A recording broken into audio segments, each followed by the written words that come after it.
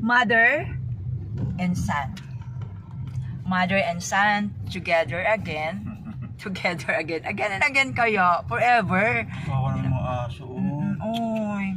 Aling eh. Forever. Tapos hindi pa maaso. Mother and son. Si Mami nga mother. naawa ako minsan. Kaya nilagyan ko ng Oo. buwan. Katatapos lang po namin ng 5th 15. fellowship ng aming Daily Katma. And then matatapos na po kami na magkasama ng aking anak. Ang last na po namin Kaya ang huli. ay ang huli. Kumbaga matatapos na ang aming Daily Katma.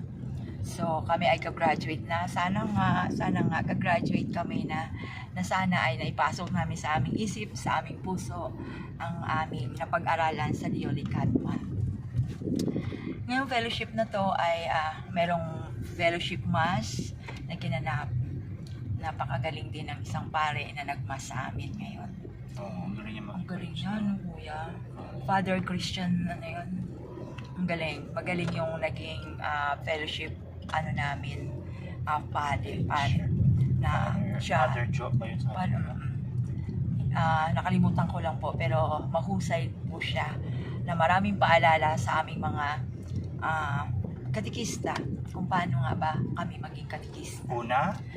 Una ay papaano nga ba namin dadalhin si Kristo sa aming katauhan, na sana una hindi dapat ang aming hindi magiging bilang isang server, hindi naman katikista kundi ang mga server ay dapat ay unahin na makita sa atin si Kristo. Hindi lamang natin iiwas natin ang ating sarili, kumbaga nahihirapan tayo sa ibang bagay. Like for example, na nahihirapan tayo sa pamilya kasi ganito, ang ating i-exit natin doon tayo sa paglilingkod. Hindi daw po dapat ganon.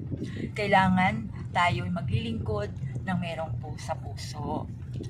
And then, syempre, una-una, dapat mauna natin ang ating pamilya. Kung nakikita ng ating pamilya sa katauhan natin si Kristo, yun daw po ang dapat na naglilingkod. Hindi dahil sayo naglilingkod, dahil sa ating isip lamang at sa ating kagustuhan. So yun po ang aming fellowship sa ngayon. And then, eto kaming dalawa. Meron pa kaming natitirang isang fellowship na sana may baon din kami uli sa aming fellowship mas na pare na nagpapaalala sa amin bilang mga katikista at bilang mga lingkod ng simbahan. Thank you so much po sa mga manunood ng aming Mother and Son fellowship from Pandi, na sana po ipag-pray natin ang bawat isa. Ipag-pray daw po natin ang mga server na sana po ay nasa puso at isipan ng paglilingkod sa Diyos. Marami din tayong mga struggle, maraming mga pagsubok, pero go lang po tayo. Dahil nandiyan si Kristo sa ating buhay. Wow! Nangaral. Okay po. Tapos, Thank you. Yung takeaway. Take away of... Ako, hindi ko kuya. Sige ikaw kuya. Ano pa? Baka may nakalimutan. Ako takeaway ko, sige. Sabi ni Father Okay. Tawag nito, palawakin ng iyong kaalaman at ibahagi ito. Yeah. Dahil baliwala ang pagpapalawak ng kaalaman kung hindi mo ito ibabahagi, at hindi rin maganda ang pagbabahagi na hindi malawak ang iyong kaalaman. Ay, very good. Kaya dapat magkasama ang pagpapalawak ng kaalaman at pagpapabahagi. Ayun.